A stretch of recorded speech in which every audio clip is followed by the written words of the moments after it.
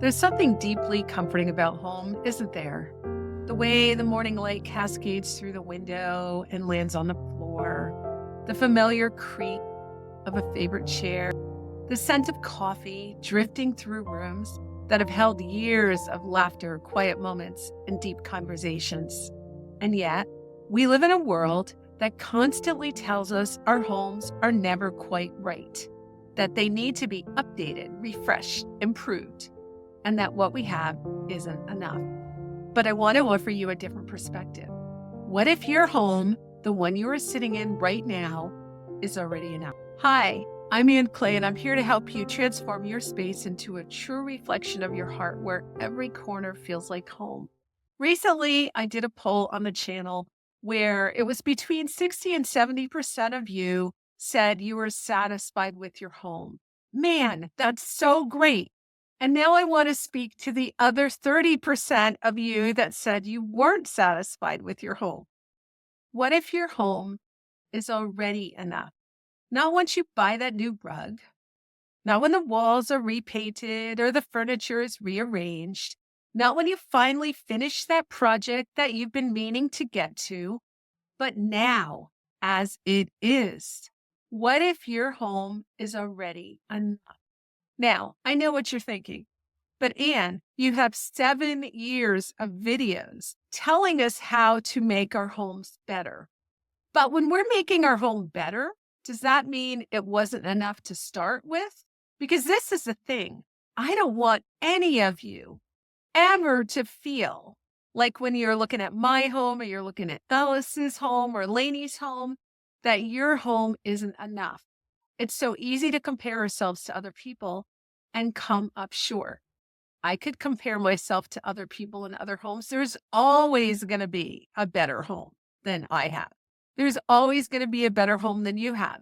And let me tell you, I have lived in many, many, many different homes in my life, and they haven't always been like this. This is a first. This was such a big deal to me that I actually started a YouTube channel on it. I don't take this home for granted in any way, shape, or form. And I hold it loosely because at any given moment, it could be yanked away from me. But the truth is that any place can feel like home if you make it home and if you look at it as home. I grew up around people who had no money. We're talking about no money. We're talking about people who lived in little rentals, like maybe downstairs of a little 2 or 3 story house. They paid a lot of money for it. They were not able to control the heat. They not often were able to even control the electricity. But you know what? Even though there was definite room for improvement, it was still home. And they made it home. And their memories were made there. I don't ever want you to feel like your home isn't good enough, that you're not meeting the mark, that you are less than because your home can't be what you want it to be. We live in a culture that thrives on dissatisfaction. We're surrounded by images of perfectly curated spaces, staged and styled to make us believe that's what home should look like. But let me tell you, my home does not always look like the pictures that I show you. I do not do a lot of home tours of my own home because guess what? It's not always styled so perfectly.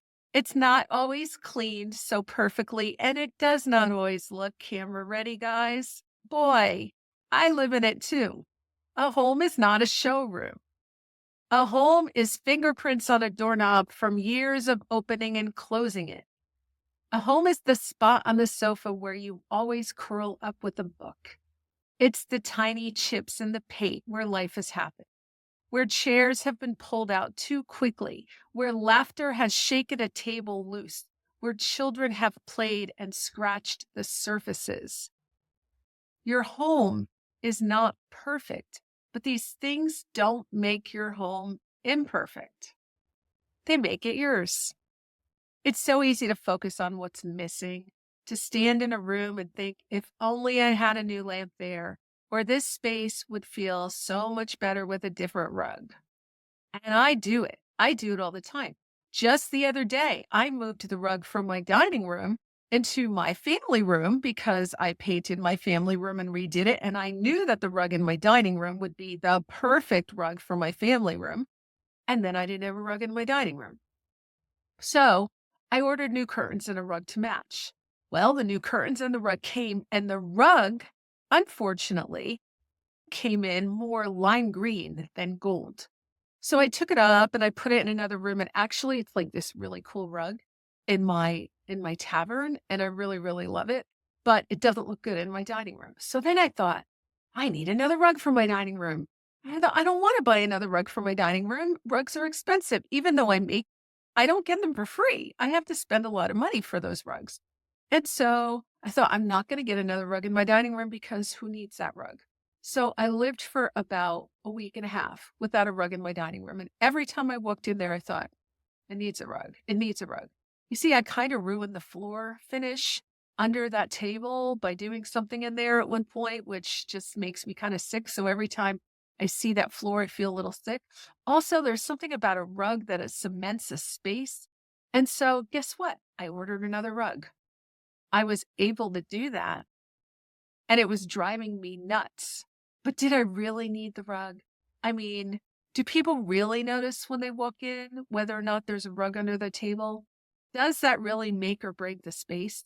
Now, I can tell myself, well, I have a YouTube channel. So, I'm trying to inspire people to have homes that they really, really love. So then I need to have a home I really love. But did I just defeat the purpose of everything I'm just talking about? It's so easy to focus on what's missing. I was missing a rug.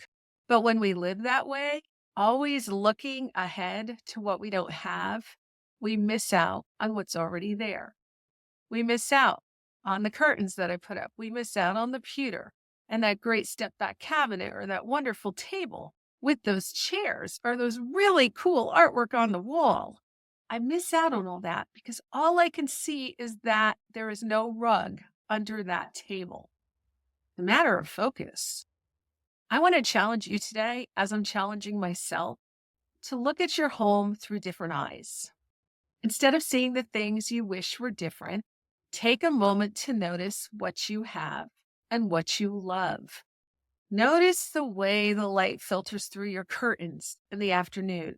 Notice the comfort of that well-worn blanket that you snuggle up with at night and watch TV and your dog sits on. Notice that table where you have had so many meals that have been shared with family and friends. What if instead of trying to fix your home, you simply embraced it? Loving your home isn't about having the most beautiful decor. It isn't about matching trends or creating a picture perfect space. It's about creating a place where you feel at peace, a place where people feel welcome, a place where memories can be made, where laughter can echo, where life can unfold with all its simple and perfect beauty. And the truth is, you don't need more things to make that happen because love, warmth, and longing, you can't buy them. Those are things you cultivate. They are things that grow when you stop focusing on what's missing and start appreciating what's already there. So often, we believe that contentment comes after we get the next thing, that happiness will settle in once the house looks just right. But the problem with almost enough is that it never stops moving. Once you get the new rug, you start thinking about the new curtains. Once you replace the chairs, the table looks outdated. It's a cycle that never ends because it's rooted in the belief that happiness is always just beyond our reach. And this is true with everything, isn't it? We're going to be happy when we lose that extra 10 pounds. We're going to be happier when this happens. We're going to be happier when that happens. And we never stop to just be happy where we are. And we do that with our homes. I'm talking to myself, guys. I'm talking to myself. What is real contentment? It happens when you pause. I was telling my mother this morning that I don't pause. I get up out of bed, I take my shower, I get my vitamins, and I go right to the computer and I start working. And I work all day. And I don't even notice what's around me in the house. I don't sit in my beautiful bedroom to just take in that beautiful warmth and that gorgeous room that it is. In fact, at night, when I go over to that side of the house to use the bathroom, I walk past that room and my heart just goes, "Oh, I love this room." And all I want to do is go to bed so I can go sit in that room. But I don't pause during the day. I run from place to place to place. And when I finally stop working, I turn the TV on. There's no pause when you turn the TV on because you're actually taking yourself out of your world. And so I'm not pausing in this beautiful world. My favorite time all the time is when the electricity gets knocked out and we have no power, because then we don't watch TV, we don't look at the computer, we don't have any internet, and we can just sit by that fireplace and just relax with our thoughts. And there is nothing stopping me from that. I could do that every single day, but I choose not to. I choose to get caught in this almost this battle of discontent, always searching, always looking on social media, reading the news, doing this, doing that. And I never stop and pause. And I think that we do that with our homes too. I have a story about always looking for the next thing, moving the goalposts. And it's kind of a painful story.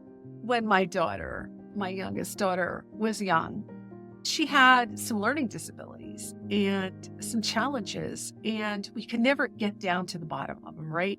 So those challenges caused her to act out in behavior that was uncomfortable as a parent. And one thing that she did all the time was she made demands, and she'd get stuck, like she'd ruminate on something, anything. So if she was thirsty, she'd ruminate on being thirsty until she had that drink. And the second you gave her that drink, you'd think that she would stop and be happy, but then she'd find something else to ruminate on. And it just kept going and going and going and going and going. And I felt like I was a continuous either saying no and then doing it and then having to get another one, say no, then doing it and having to get another one. It's kind of like my dogs when it gets close to lunchtime. Usually at about 12:30, they decide it's time to eat and they start just barking and demanding and demanding. And I have to say no and put them off for another hour and a half because their lunchtime is 2:00. And if I feed them at noon, tomorrow at 10:00, they'll be bothering me because they're like 2 hours off schedule. And they're always pushing for something else. And I noticed that when we're doing our homes, I mean, you get that bowl, you bring it home, you're all happy about it. And then 2 days later, well, I really need a blanket chest. And then 3 days later, what I'd really like is one of these chairs, and a few days later, if I just had this sofa, then that would look so perfect in my room. And we keep pushing that goalpost away from us, full of dissatisfaction. If you're really honest with yourself, when you look around at your house, what you've built, what you've purchased, what you have is really already enough. Can you sit on that chair? It's enough. There's a chair. After all, home is not something you perfect. It's something you live in. And that means it will never be finished. Let me say that again. Your home will never be finished. You will always have projects. You will always be looking to change it. It's just the nature of who we are, especially those of us who watch home decorating things. We're always looking for that new idea and that new spark because it's part of our creativity. It's part of who we are, and that is okay. But when it comes to, we have to be content with what we have and want more. It's kind of like our personalities. We all need to understand that we are enough. I am enough. But I may have some personality traits or some proclivities or maybe ways that I might act under stress that could use some improvement. That doesn't mean that I'm not good enough the way I am. Just because I might mean to clip some of my speech at some times, and I'm just using this as an example, I actually think I'm pretty perfect and I don't have to change. I bet you all feel that way too. But just because there are things that maybe should change in me, that other people maybe perceive as things that need to change in me, doesn't mean that I'm not a good enough person as it is. Okay, let's get back to your home never being finished. Oh, brother. There will always be projects. There'll always be little things that you can change or improve, just like you can change or improve things about yourself. And that's okay because the heart of your home is not in the details of your decor. It's in the way it feels when you walk through the door after a long day away. It's in the way your family gathers in the kitchen, talking about nothing and everything. It's in the quiet moments, the simple rituals, the way life is held within these walls. That's what makes your home beautiful. Not perfection, but love. So today I invite you to let go of the idea that your home isn't enough. Step back from the pressure to make it more, to change it, to constantly improve it. And instead, take a deep breath and look around. Notice the beauty that already exists there. The memories and the walls, the comfort and the familiar. And know this, you don't need a bigger house. Take it from me. I've lived in tiny houses and now I live in a big house. I've lived in a tent in Yosemite National Park, a tent. And let me tell you, living in a tent or living out of a suitcase on a vacation or living in a big house, the bottom line is none of that makes you happier. It doesn't. It's great to have a house. I love having my house, don't get me wrong, but it doesn't make me any happier. You don't need a bigger house. You don't need more antiques or different antiques. You don't need to keep chasing something new or something someone else has. You don't need to do it. Your home, just as it is with all its imperfections and warmth and history, it is enough. Now, if you have the shiny penny disease that I have and you want to figure out how to limit what you take into your home, check out this video with some good practical wisdom. Thanks for joining me. We'll talk to you soon.